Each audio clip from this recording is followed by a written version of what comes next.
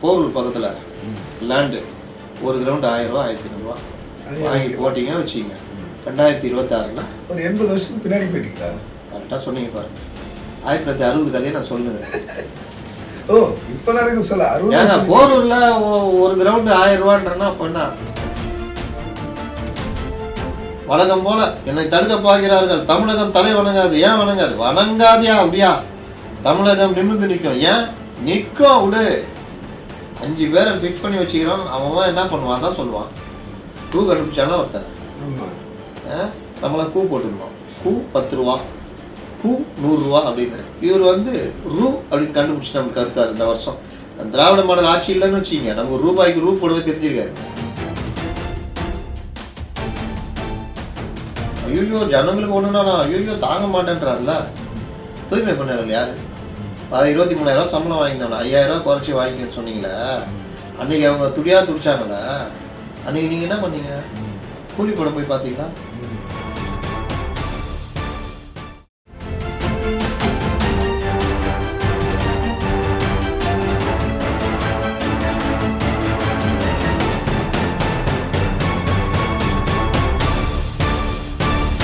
நம் தமிழ் நேயர்களுக்கு வணக்கம். இன்றைக்கு அரங்கத்துக்கு வந்திருப்பவர் மூத்த பத்திரிகையாளர் முத்தலிப்பு வந்திருக்காரு. வணக்கம். வணக்கம். 5000 ரூபாய் 2 நாட்களாக பேசும் பொருளாக இருக்கு. இந்த 5000 ரூபாய் யாருக்குமே தெரியாம, எதிர்கட்சிகளாக இருந்தாலும் சரி, உலகத்திற்கும் தெரியாம மக்களுக்கு இன்ப அதிர்ச்சி கொடுத்துட்டாரு. மக்கள் பொங்கு பொங்குன்னு பொங்குறாங்க அப்படின்னு சொல்லிட்டு ரொம்ப சந்தோஷமா உடன்பிறப்புகள் கொண்டாடிட்டு இருக்காங்க. 5000 ரூபாயில் கொடுத்ததுனால என்டிஏ கூட்டணி பின்னணிக்கு இருக்குமா?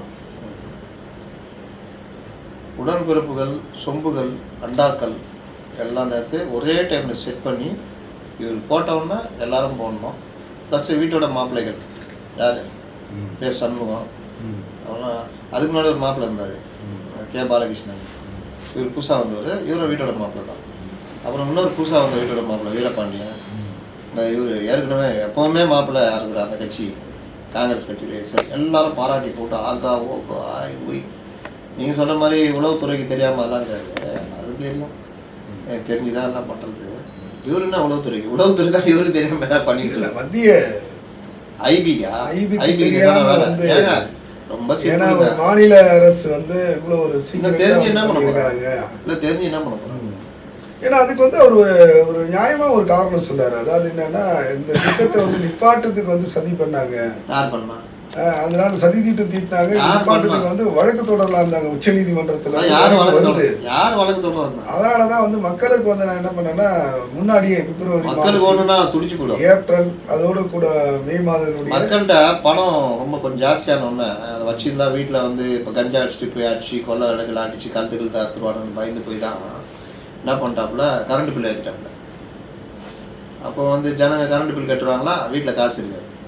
இது மக்களுக்கு ஒரு பாதுகாப்பு. இந்த மாதிரி பல நகை போட்டு போனால் செயின் எடுத்துடலாம். அதனால் என்ன பண்ணிட்டாப்புல, அரிசி விலை மற்ற விலைலாம் ஏற்றிட்டாப்புல.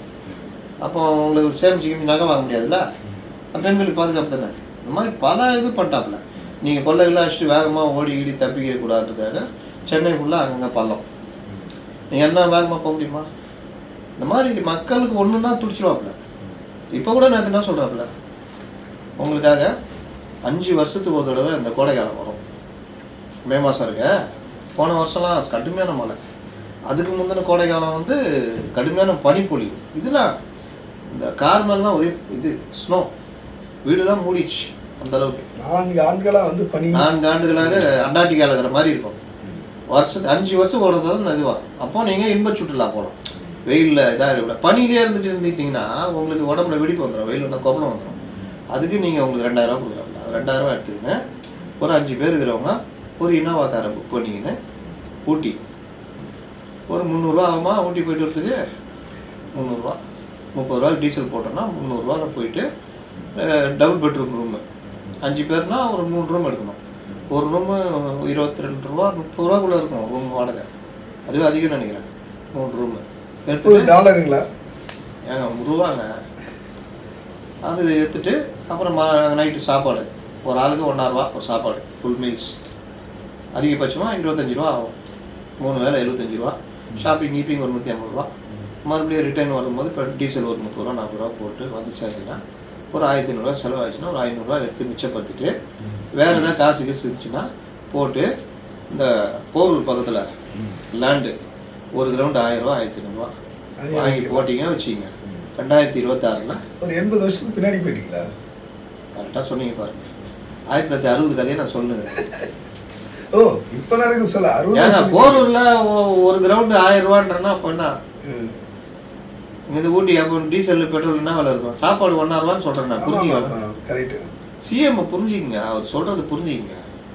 அவர் என்ன சொன்னார், இதெல்லாம் பண்ணிட்டு காசை ரொம்ப செலவழிச்சாதீங்க, மிச்சப்படுத்துங்கன்னாப்புல. இந்த விவேக் ஒரு படத்தில் 20 லட்ச ரூபா தொலைச்சிருவாப்புல, தனுஷ் வந்து கண்டுபிடிச்சி கொண்டு வந்து கொடுப்பாப்புல, தம்பி இதே உயிரை காப்பாற்றிடா தம்பி அப்படின்ட்டு பர்ஸ்லேருந்து பணத்தை எடுத்து அப்படி எண்ணிட்டு அதுலேருந்து ஒரு 20 ரூபா உருவி தம்பி வச்சு பார்த்து செலவு பண்ணுப்பா அப்படின்னு. அவர் தனுஷ் சார் இவ்வளோ பெரிய தொகை வேணாம் நீங்களே வச்சுக்கோங்க, ஏன்ப்பா பயமாக இருக்கா, பாதி செலவு பண்ணி பாதி சேர்த்து வச்சுப்பா அப்படின்வாப்புல. அந்த மாதிரி இவர் வந்து 2000 ரூபா கொடுத்துட்டு 1000 ரூபாய்க்கு ஒரு டெஃபினிஷன் சொன்னார் பார்த்தீங்களா. வீட்டில் இருக்கும் அன்றாட செலவுகள், வயதானவர்கள் மருந்து மாத்திரை வாங்குவது, குழந்தைகளுக்கான கல்வி செலவு, இதெல்லாம் சொல்லிட்டாப்புல. அப்புறம் வெளிநாட்டில் படிக்க போகிறது, அப்போல அட்மிட் ஆகி சர்ஜரி பண்ணுறது, தங்க நகை சேமிப்பு, இந்த மாதிரி எதையும் சொல்லாம விட்டாப்புல. சொல்லணும்னு நினச்சிங்களா நீங்கள்? சொல்லணும்னு நினச்சிங்களா? சொன்னால் நல்லா இருக்கும்ல. அதான் தர்மபிரபுன்னு ஒரு பத்திரம் சொல்லுவான், ஏய் 2 இட்லி கட்டு, ஐயா கர்ணபிரபுவே ஏய் ஒரு தோசை சேர்த்து கட்டுறா அப்படின்வான். அப்புறம் கிளம்புவாப்புல, ஐயா என்ன அந்த தோசை இட்லி நீ என் மனசுக்குள்ள மாதிரி 2 வார்த்தை சொன்னா நான் உன் மனசு கொடுப்பேன், தோசை இட்லி வேற ஒன்று கொடுப்பாங்களா போடா அப்படின்ட்டு போவாப்புல. அந்த மாதிரி இது இந்த கதை.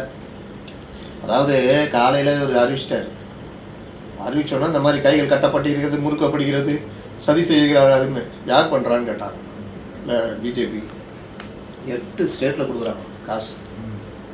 அவன் கேஸ் போடுவானா? அதுலேயும் அஸ்ஸாமில் தேர்தல் வரப்போகுது, அவன் கேஸ் போடுவானா? இன்னொன்று, நாங்கள் தான் மகளிர் உரிமை தொகை முதலில் கொடுத்தவர்கள், எங்களை பார்த்தா எல்லாம் ஃபாலோ பண்ணுறான்னு ஒன்று சொன்னார். மத்திய பிரதேசம் செப்டம்பர் இவர் கொடுக்குறாரு 2023, அவன் மார்ச்லேயே கொடுத்துட்டான் இந்த உரிமை தொகையை. அப்போ யார் முதல்ல கொடுத்தா? சரி, அடுத்து யார் சொல்கிறாங்க?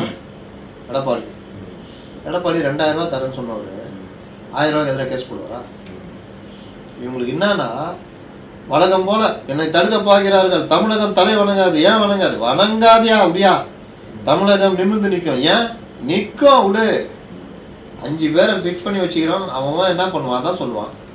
கூ கண்டுபிடிச்சானா ஒருத்தன், நம்மளாம் கூ போட்டுருந்தோம், கூ 10 ரூபா, கூ 100 ரூபா அப்படின்னு. இவர் வந்து ரூ அப்படின்னு கண்டுபிடிச்சி நமக்கு கருத்தார். இந்த வருஷம் திராவிட மாடல் ஆட்சி இல்லைன்னு வச்சுக்கிங்க, நமக்கு ரூபாய்க்கு ரூ போடவே தெரிஞ்சிருக்காது. அதுக்கு தங்க தென்னரசுக்கு நன்றி சொல்லணும். இன்றைக்கி ஏதோ கேஸ் ஆர்டர் வந்துக்குது, என்னன்னு தெரில, ஒன்றும் படிக்கல. அப்போ அது இந்த மாதிரி இவர்கள் வந்து நமக்கு இல்லை வச்சுங்க, இவர்கள் மட்டும் ஆட்சி செய்யவில்லை, இவர்கள் மட்டும் இல்லைன்னா நம்மளாம் உண்மையிலேயே ஒரு இதுவாகவே இருக்க முடியாது. அந்த 1000 ரூபா கொடுத்துருக்க ஒவ்வொரு வீட்லேயும் நீங்கள் பார்த்தீங்கன்னா வேறு லெவலில் இருக்காங்க. ஒருத்தர் வீடு கட்ட கனவாக இருந்தது, 5 மாதம் 5000 ரூபா சேர்த்து வச்சு வீட்டில் வேலை மாடிலாம் கட்டி இன்றைக்கி அந்த பிரச்சனை இல்லாமல் இருக்காங்க. இந்த மாதிரி பல விஷயங்கள் சாதிச்சிருக்காங்க. இதை இப்போ கொடுக்கல. இது நீங்கள் சொல்லுறதுல வந்து ஓரளவுக்கு இதனால, ஆனால் அந்த கிராமப்புறத்தில் இருக்க மக்களுக்கு வந்து இது கொண்டாட்டமாக தானே பார்க்குறாங்க. இல்லைங்க, அதுக்குள்ளே வீட்டில் வந்து என்னென்னா ஒரு 5000 ரூபா உங்களுக்கு கிடைக்குது அப்படின்னு சொன்ன உடனே சந்தோஷமா தானே இருக்காங்க. அது எப்படி தேர்தல் வரைக்கும் நினைப்பாங்களா? 5000 ரூபான்றது நம்ம யாருமே வந்து அது தப்பா சொல்லக்கூடாது. நம்ம கிண்டல் பண்றோம். அது ஏன் இவங்க ரொம்ப எக்ஸாகரேட் பண்ணதை தான் நம்ம கிண்டல் பண்றோம். 5000 ரூபா நீங்க என்ன கொடுக்குறீங்க? உண்மையில என்ன, இந்த மாசம் அடுத்த மாசம் அதுக்கு அடுத்த மாசம் கொடுக்க வேண்டிய காசையும் மே மாசம் ஒரு எக்ஸ்ட்ரா போட்டு 1000 ரூபா போட்டு பிளஸ் கோடை காலன்றதுனால ஒரு ரசனா கரும்பு ஜூஸ் ஏதாவது வாங்கி குடிக்குது ஒரு 1000 ரூபா, மொத்தம் 5000 ரூபா கொடுக்குறீங்க. அது வீட்டுக்காரன் பிடின்னு போட்டால் கோல்டு பீர் குடிச்சிடுவான், அந்த நேரம் அங்கே போய் அடி போயிடும். அப்போ இந்த மாதிரி விஷயங்களுக்காக நான் கொடுக்குறேன்னு தானே சொல்லணும். தடுக்கிறார்கள், முறுக்குகிறார்கள்ல, என்ன பண்ணாலும் சரி உங்களுக்கு நல்லது செய்யாமல் நான் விட மாட்டேன். தலைவர் 5 வருஷமாக கரண்ட் பில் ஏற்றுனீங்க, அதெல்லாம் கண்டுக்காத, கண்டு ஞாபகப்படுத்தாத அப்படின்னு. அப்போ பண்ணாமல் விட மாட்டேன், அது பண்ண மாட்டேன், இது பண்ண மாட்டேன், இவர் தடுத்த பார்த்தார், கேஸ் போட பார்த்தார், அதெல்லாம் ஒன்றும் கிடையாது. இந்த கேஸு வேறு கேஸு. இந்த மாதிரி உருட்டி இது இதை கொஞ்ச நேரம் அந்த ஜனங்களுக்கு உண்மையிலேயே பெரிய இன்பம் அதிர்ச்சிங்க. நீங்கள் யோசிச்சு பாருங்களேன், தூங்கி எழுந்த உடனே ஒரு 5000 ரூபாய். காசே இல்லாதவன், தண்டல் வாங்குறவன், இந்த தினக்கூலிகள், இந்த வியாபாரம் பண்ணுறவங்க, அவங்களாம் 5000 ரூபா எவ்வளோ பெரிய தொகைங்க, பெரிய சந்தோஷம் தான் உண்மையில. ஆனால் அடுத்த மாதம் இருக்குல்ல, இந்த ஜனங்க வந்து இவர் பேச கேட்டிருப்பாங்கன்னு நினைக்கிறீங்க? இவர் எப்பவுமே வழக்கமாக ஏதாவது சொல்லுவாப்புல, இதை போய் கேட்டேன் 5000 ரூபா போட்டாரா, மறந்துடுவாங்க, போட்டதுக்கு எதோ சொல்லிக்கிறான்னு போயிடுவாங்க. அடுத்த மாதம் 1000 ரூபா வரும்னு நினச்சிட்டு இருப்பாங்க. வரலன்னு தான் வரும். ஏன் இன்னாடி இது 1000 ரூபாய் இல்லை, நீ கேட்கலையா? நீ போன மாதமே சொன்னார, என்ன சொன்னார்? நீ முன்னாடியே கொடுத்துட்டு ஒவ்வொரு மாதத்துக்கும் சேர்த்து கொடுத்துட்டு அப்படி ஒவ்வொரு மாதம் கொடுக்குற காசு தான் மொத்தமாக கொடுத்தாரா, இதுக்கு அவ்வளோ பில்டப்பு அப்படின்னு ஒரு கோபம். அது தனி கதை. அதனால் நம்ம சொல்ல வேண்டியது என்னன்னா, யாரும் இதை பற்றி சொல்லாதீங்க. வெளியே கம்முன்னு இருந்தீங்கன்னா அந்த ஜனங்க அடுத்த மாதம் வந்து செம்ம காண்டாகும். கொஞ்சம் பேருக்கு தான் தெரியும் இது இத்தனை மாதத்துக்கான காசு. மற்றபடி ரொம்ப பேர் தான் வச்சுப்பாங்க, ஐயா ஸ்டாலின் ஐயா 5000 ரூபா கொடுத்துக்கிறாரு. சரி, நீங்கள் சொல்கிறப்பல தொடர் அவருடைய திமுக ஆட்சியில் பார்த்தீங்கன்னா விடியல் பயணம் அப்படின்னு சொல்லிட்டு ஆரம்பித்து பெண்களுக்கு வந்து இலவச பேருந்து, கல்லூரி படிக்கக்கூடிய பெண்களுக்கு வந்து 1000 ரூபாய், கல்லூரி படிக்கிற முடித்த பெண்களுக்கு தாலிக்கு தாங்க என்னாச்சு? ஆமாம், இது கேளுங்க, நான் வரிசையாக சொல்கிறேன். அப்புறம் வந்து தொடர்ந்து வந்து மாணவர்களுக்கு 1000 ரூபா, மாணவர்களுக்கு 1000 ரூபாய் உரிமை தொகை, இப்படி வந்து தொடர்ந்து வந்து நல்லது தானே பண்ணிட்டு இருக்காரு. இது என்ன நல்லது? மகளிருடைய வாக்கு வந்து அவர் சார்ந்து தானே இருக்கும். மகளிர் இல்லைன்னு சொல்றீங்க, மகளிருக்கு 1000 ரூபா கொடுக்குறாருன்றாங்க. இன்னைக்கு தேர்ச்சிக்கு 1000 ரூபான்றது வந்து ஒரு 2 நாள் செலவுக்கு, ஒரு 5 பேர் கொண்ட குடும்பத்துக்கு 2 நாள் செலவு. அதை தவிர அதை தாண்டி அந்த இல்லாமல் வேற மாதிரி மொத்தமாக ஒரு தடவை கொடுக்குற மாதிரி, அவங்க வாழ்க்கையை பொழைச்சிக்கிற மாதிரி, இல்லாட்டி ஒரு இப்போ பீகாரில் கொடுக்குறாங்கன்னா 2 லட்ச ரூபா நீங்கள் 1000 ரூபா எவ்வளோ பேசுகிறீங்க? 2 லட்ச ரூபா தொழில் தொடங்கிறதுக்கு இருக்குது. இப்போ எடப்பாடி சொல்கிறாரு, பெண்கள் சிறுபான்மை மக்கள் தொழில் தொடங்க வட்டி இல்லாத கடன். இப்போ அந்த மாதிரி கொடுத்தீங்கன்னா அவங்க அதுலேருந்து 100 ஆக்குவாங்க. கவர்மெண்ட்டுக்கு அதனால் வருமானம் வரும், ஒரு சுழற்சி பொருளாதாரம் இருக்கும். இப்போ இவங்க அதிமுக ஆட்சியில் ஜெயலலிதா கறவை மாடு கொடுத்தாங்க, ஆடு கொடுத்தாங்க. ஆடு எப்படிப்பட்ட இதுன்னு தெரியும்ல, ஒரு 2 ஆடு 3 ஆடு இருந்துச்சுன்னா கடன்னு ஒரு வருஷத்துல 10 ஆடு 15 ஆடு ஆகிடும். அது அந்த தீபாவளிக்கு ஒரு 10 ஆடு விற்றீங்கன்னா, ஒரு 15 ஆடு 5 ஆடு வச்சுட்டு 10 ஆடு விற்றீங்கன்னா 1 லட்ச ரூபா கிடைக்கும். கண்டிப்பாக. அப்போ அந்த 1 லட்ச ரூபா வந்து உங்களுக்கு பெரிய ஒரு வருமானம்.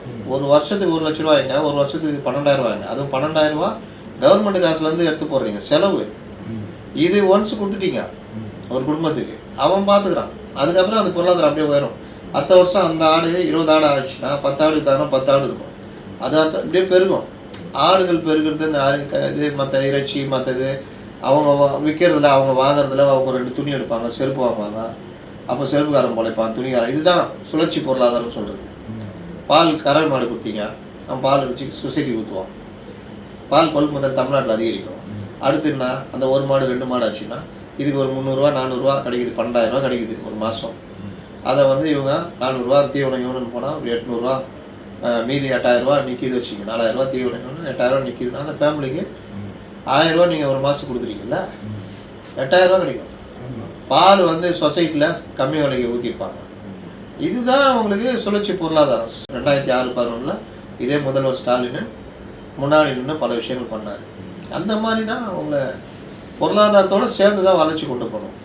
1000 ரூபா நீங்கள் கொடுக்குறீங்கன்னு உங்களை பார்த்துட்டு ஊரில் இந்தியா ஃபுல்லாக கெடுத்து விட்டீங்க. இல்லை, இதே இதுதான் வந்து இப்போ என்ன சொல்லியிருக்காருன்னா, இது வந்து தேர்தலுக்கு பிறகு மீண்டும் ஆட்சிக்கு வந்தால் அது 2000 ரூபாய் நான் உயர்த்தி அவரே கொடுக்குறேன்ட்டார். எடப்பாடி அவர்கள் சொன்னதே தான் இவர் சொல்லியிருக்காரு. ஆமாம், அதான் அவரே சொல்லிட்டார். அப்புறம் என்ன இப்போ என்னன்னா 6500 கோடி ரூபா இந்த மாதம் போச்சு. இது இவர் ஆட்சிக்கு வந்தால் அது வரியாக போட்டு இன்னும் கரண்ட் பில்லாக போட்டு ஏற்றி வைப்பார். வரலன்னா வரவங்க தள்ள மாட்டிக்குவாங்க. அதனால் எந்த வகையில் பார்த்தாலும் தேர்தலுக்கு இந்த 5000 ரூபா உதவும். இதுதான் இவங்க திட்டம். ஆனால் தேர்தலுக்கு முன்னாடி ஒரு 2 மாதம் முன்னாடி நீங்கள் இதை பண்ணுறீங்க. இந்த 2 மாதத்தில் எவ்வளோ விஷயம் நடக்க போகுது, புரியுதா? ரெண்டாவது இப்போ நான் சொன்னது என்னாடி 1000 ரூபா வரவே இல்லை இந்த மாதம், உனக்கு தெரியாதாடி? நீ கேட்கலையா? என்ன கேட்கலையா? போன மாதமே சொல்லிட்டாரு இந்த மாதம் என்னாடி இது இந்த மாதிரி ஆயிடுச்சுன்னு அந்த ஒரு கோபம் வரும். ரெண்டாவது தேர்தல் நேரத்தில் விட்டமின் சி இருக்குல்ல, யார் இறக்குறாங்க, யார் இது பண்ணுறாங்க, விஜய் ஃபேக்டரு மாதிரி பல விஷயங்கள் இருக்குது.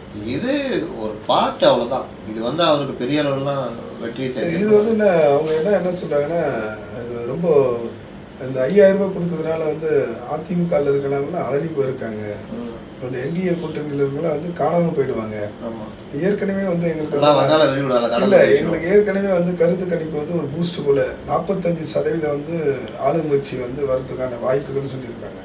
அப்படி இருக்கும் போதெல்லாம் வந்து இன்னும் எங்களுக்கு வந்து மக்கள் ஆதரவு பெருகிட்டு தான் இந்த இந்தியா டுடே இருக்க அது அவங்களுக்கு சொம்பு தான். 6 மாதம் இருப்பாங்க. எவன் கவர்மெண்ட்டு அவங்க சொம்படிக்கு தான் அவங்க வேலையை, அவன் வேலையே தான் பெரும்பாலும். இன்னொன்று கருத்து கணிப்பு இல்லை. இன்றைக்கி நம்ம பேசுகிற அரசியல் நாளைக்கு மாறிடும். ஏன் சொல்கிறேன்னு பாருங்க. இன்றைக்கி நம்மளாம் சொல்கிறோம் விஜய் ஒரு 18% ஓட்டு அவங்களுக்கு பிரிப்பார், அவங்க வந்து 3வது இடத்துக்கு 2வது இடத்துக்கு போயிடுவாங்க, விஜய் மக்கள் நல கூட்டம் மாதிரி ஆகிடுவார், இதை வந்து இவர்கள் அறுவடை பண்ணுவாங்கன்றோம். இதுன்னு காங்கிரஸ் வந்து விஜய் கூட சேர்ந்தான்னு வச்சுக்கோங்க, இவங்க 3வது இடத்துக்கு போயிடுவாங்க. விஜய் இந்த டீமு தத்தகா புத்தகானாலும் ஏதோ ஓட்டை பிரித்து இவங்களே ஒன்றும் இல்லாமல் பண்ணி அவங்க ஒரு 10-15 சீட்டு ஜெயிக்கிறாங்கன்னு வச்சுக்கோங்க. இவங்க ஒரு 3வது இடத்துக்கு போய் 60 சீட்டு கூட இல்லாமல் போய் இந்த கேப்பில் அவன் அடிக்கிற மாதிரி ஆகும், என்டிஏ வந்து அடிக்கிற மாதிரி ஆகும். அப்போ நீங்கள் இன்றைக்கி இருக்கிற முடிவு நாளைக்கு மாறும். நேற்று வரைக்கும் டிடிவி வெளியில் இருக்காரு, தென்மண்டலத்தில் அதிமுக ஒன்றும் இல்லை அப்படின்னு சொல்லியிருந்தாங்க. இன்றைக்கி டிடிவியும் எடப்பாடியும் அண்ணா தம்பின்னு நாளை நம்ம அதை பார்ப்பாங்க. அப்புறம் இன்னொன்று, அதாவது என்னென்னா இப்போ எல்லாமே என்ன சொல்கிறாங்கன்னா, பெரும்பாலும் எதிர்கட்சியில் இருக்கிறவங்களா ஒரு சைடில் வந்து மருத்துவர்கள், செவிலியர்கள் போராட்டம், தூய்மை பணியாளர்கள் போராட்டங்கள், தொகுப்பூதிய ஆசிரியர்கள் போராட்டம், இப்படியெல்லாம் இருக்கும்போது வந்து இந்த 5000 ரூபாய் வந்து தருது வந்து எந்த வகையில் நியாயன்றாங்க. ஆனால் வந்து அதில் இருக்கிறவங்களும் இந்த 5000 ரூபாய் வாங்குறாங்கல்ல. ஏங்க நான் உழைக்கிறேன், எனக்கு உரியதை கொடு. இதே வந்து தூய்மை பணியாளர் அந்த 5000 ரூபாய் கிடைக்குது, தொகுப்பூழியாளர்களுக்கும் 5000 ரூபாய் கிடைக்குது. 5000 ஏங்க சொல்கிறீங்க? அடுத்த 4 மாதத்துக்கு ஒன்றும் கிடையாதுல்ல, 1000 ரூபா தாங்க. 1000 ரூபா கொடுத்ததை முன்கூட்டியே கொடுக்குறாங்க, அவ்வளோதாங்க. இது என்ன 5000 ரூபா? அடுத்த மாதம் அப்போ 1000 ரூபா கொடுக்க போகிறீங்களா? இல்லை. அப்போ 1000 ரூபா தான். 1000 ரூபா முன்கூட்டி கொடுக்குறீங்க, இதுக்கு ஊட்டிக்கு போயிட்டு வரதுக்கு ஒரு 1000 ரூபா கொடுக்குறீங்க. அப்புறம் என்ன? நீங்கள் இதெல்லாம் பேசும்போது அப்போ திமுக வந்து தோல்வி பயத்தில் தான் அது போல் பண்ணிச்சு. வேற என்ன? பயம் தான் காரணம். அந்த பயம் என்ன பயம்னா, உங்களுக்கு விஜய் பிரிக்கிற ஓட்டு வந்து அவங்கள பாதிக்குது. விஜய் அங்கே போனாலும் பாதிப்பு, தனியார் நிலம் பாதிப்பு. ஆன்டி இன்கம்பன்சின்றாங்கல்ல, ஆட்சிக்கு எதிரான மக்களுடைய கோபம். இவரு நான் என்ன செய்தாலும் மக்கள் ஐயோ அடுத்த மாதம் தேர்தல் வந்து நிறுத்திவிட்டால் என்ன செய்வது, ஐயோ ஜனங்களுக்கு ஒன்றுனா ஐயோ தாங்க மாட்டேன்றாருல. தூய்மை பண்ணார்கள் யாரு? 23,000 சம்பளம் வாங்கியிருந்தாங்க, 5000 ரூபா குறைச்சி வாங்கிக்கன்னு சொன்னீங்களே, அன்னைக்கு அவங்க துடிச்சாங்களே, அன்னைக்கு நீங்கள் என்ன பண்ணீங்க? கூலி படம் போய் பார்த்தீங்களா? அவங்களே போய் பார்த்தீங்க? ஐயோ நான் அவங்களுக்கு எதாவது போராடினீங்களா? மறுநாள் இவரை எப்படி இவரை ஏமாத்துறாங்கன்ற சொல்கிறேன். மறுநாள் அவ்வளோ அரெஸ்ட்டு நடந்து அவ்வளோ பிரச்சனை ஆகுது. அந்த துறை அமைச்சர் எங்கே இருக்கிறாருன்னு தெரில. இவர் சேகர் பாபு அவ்வளோ பிரச்சனையும் அவர் தான் காரணம். அவரால் தமிழ்நாடு ஃபுல்லாக ஒரு மாதிரி கெட்ட பேர் வந்துச்சு தூய்மை பண்ண. அதுக்கு என்ன பண்ணுறாங்க, ஒரு வேறு மண்டலத்துலேருந்து ஒரு 50 பேரை தட்டி புது யூனிஃபார்ம் கொடுத்து கூப்பிட்டு போய் காலை உணவு திட்டம் அப்படின்னு அவர் போடுறாங்க. அது பெருசாக நடந்துச்சா? அப்போ அவங்கள பற்றி கவலைப்படல. இடைநிலை ஆசிரியர்கள், செவிலியர்கள், இன்றைக்கும் அங்கன்வாடி பணியாளர்கள் போராடிட்டு இருக்காங்க. அரசு ஊழியர்கள் அந்த பழைய ஓய்வூதியம்ட்டு அவங்க பாக்கெட்லேயே பணத்தை எடுத்து அவங்களுக்கே திருப்பி முழுசாக கிடையாது, அதில் ஒரு 20-30% தான், மீதி இவங்களுக்கு லாபம். அதான் நான் சொன்னேன்ல, எஸ்ஐபியில் போட்டால் 4-5 கோடி வந்துடும், அதை தூக்கி பேங்க்கில் போட்டால் 1.25 லட்சம் வாங்கலாம் ஒரு மாதத்துக்கு பென்ஷனு. இவங்க அதை வேலை இவங்க பண்ணிக்கிட்டு அவங்க ரிட்டையர் ஆகும்போது 25,000 ரூபா கையில் கொடுத்துட்டு, அப்போ இருக்கிற சேலரியில், அதாவது பேசிக் சேலரி டிஏ, அதில் 50%. அப்போ பேசிக் சேலரி டிஏ வந்து அவர் ஒரு 50,000 ரூபா வாங்குறாருன்னா அதில் 25,000 ரூபா கொடுக்குறாங்க. அது எந்த மூலிகை? அது அந்த காலத்தில் 25 ரூபான்றதுன்னா எந்த 10 வருஷம்லாம் தேவையில்லைங்க. 2 வருஷத்துக்கு முன்னாடி தங்கம் வந்து 40,000 ரூபா இருந்தது, இன்னைக்கு அப்படியே 3 மடங்கு ஆயிடுச்சு. அப்போ அந்த ரூபாய்க்கு என்ன மதிப்பு இருக்கு? நீங்கள் வந்து இந்த பணம் வருதுப்பா 25 லட்ச ரூபா, எவ்வளோ 25 லட்சமா எவ்வளோ கொடுக்குறாங்க விளங்கும் போது? 25 லட்சம் தானே? ஆமாம், 25 லட்ச ரூபா கிடைக்கும்பா. இப்போ கணக்கு வச்சிங்களா, ஒரு 25,000 நகை வாங்கலாம் அப்படின்னு நினச்சா அன்றைக்கி சவரன் 5 லட்ச ரூபா இருக்கும். 5 சவரன் வாங்க முடியாது. அப்போ என் பணத்துக்கு என்ன மரியாதை? இனிமேல் இல்லை. இதே நான் அந்த 5% நான் பிடிக்கிறாங்களே சம்பளம் 5%, அதை வந்து இடிஎஃப்னு ஒன்று இருக்குது, கோல்டுக்கான இன்வெஸ்ட்மெண்ட். அதில் இன்றைக்கி கோல்டு 100 ரூபா கூட போடலாம். இன்றைக்கி கோல்டுக்கு 5%னா என் சம்பளம் வந்து பேசிக்கு டிஏலாம் சேர்த்து 25,000 ரூபா வச்சுக்கோங்க. அதில் 5%னா 1250 ரூபா. அதை நான் வந்து ETF போடுறேன்னா அதில் எவ்வளோ கிடைக்கும்? 1 கிராமில் 10ல் 1 10 மில்லி இன்றைக்கி இன்வெஸ்ட்மெண்ட்டு. இதே 10 மில்லி தங்கம் அடுத்த மாதம் அப்படியே டபுள் ஆகிடுது வச்சுக்கோங்க, 2500 ஆகுது வச்சுக்கோங்க. அப்போ நான் 5 மில்லி தான் வாங்க முடியும். ஆனால் என் பங்கை 15 மில்லி இருக்கும். அப்போ 3 மடங்கு எனக்கு விலை கூடிட்டு இருக்கும். இப்படியே அந்த தங்கத்துலேயே நான் ETF இன்வெஸ்ட் பண்ணாலே அது எங்கேயோ போயிடும். அன்னைக்கு தங்க வேலைக்கு நான் இந்த வேலைக்கே நான் பெரிய அளவில் தங்க சேமிப்பு இருப்பேன்ட்டேன். நான் ரூபாவாக இருந்தால் அதே இதுதான் இவர்கள் பண்ண ஊழியர்களுக்கு பண்ண இதான் உசாராயிட்டான். ஆனால் இவங்களுக்குன்னு இருப்பாங்கல்ல, பத்திரிகையாளர்களே இப்போ இல்லையா, மார்வலஸ் ஒண்டர்ஃபுல்ன்றாங்கல்ல, அந்த மாதிரி அவன்கிட்ட போய் கேக் ஊட்டின்னு திருப்பி இது எங்கேயாவது முதலமைச்சர் கேக் ஊட்டி பார்த்துருக்கீங்க? நீங்கள் சொல்லுங்கள். செக்ரட்டரி பீட்லாம் பார்த்துருக்கீங்க? எந்த முதலமைச்சர் எம்ஜிஆர் காலத்துலேருந்து இருக்கிறீங்க யாராவது கேட்டால் அதை வேறு பெருமையாக சொல்லிடுறாரு. அதிசயத்தக்க வகையில் தொழிற்சங்கத்தினரே வந்து கேக் ஊட்டி விட்டாங்க அப்படின்னு. இப்படிலாம் பண்ணது எல்லாம் சீனு. தலைவரை நீங்கள் வந்து பைக்கு வந்து முறுக்குங்க தலைவரை ஓட்டுங்க அப்படின்னு. இது ஏன்பா நான் பண்ணணும்னு கேட்கணும்ல. அவர் இதுதான் பைக்கை நான் ஏன் உட்காந்துக்கணும் முறுக்கணும்? இந்த ரோட்டில் நல்லா பைக் இருக்கும்போது இந்த பசங்க யங்ஸ்டர்ஸ் போவான், அது மேலே சாஞ்சிக்கின்னு ஒரு ஃபோட்டோ எறா கார் நல்லா வெளிநாட்டுக்கார் மாதிரி நிற்கிது வச்சு எறா போட்டாரா. வெளிநாட்டில் ஒன்றும் தான் இருக்கும், கார் முன்னாடி நின்று எடுத்து வீட்டுக்கு அனுப்புவான். அங்கேயே தான் கஷ்டம் சொல்லுவான், சார் இங்கே தான் சார் இந்த வண்டிலாம், அங்கெல்லாம் சாதாரண டாக்ஸியாக ஓடும், நானே 2 வண்டி வச்சுக்கிறேன்னுவான்.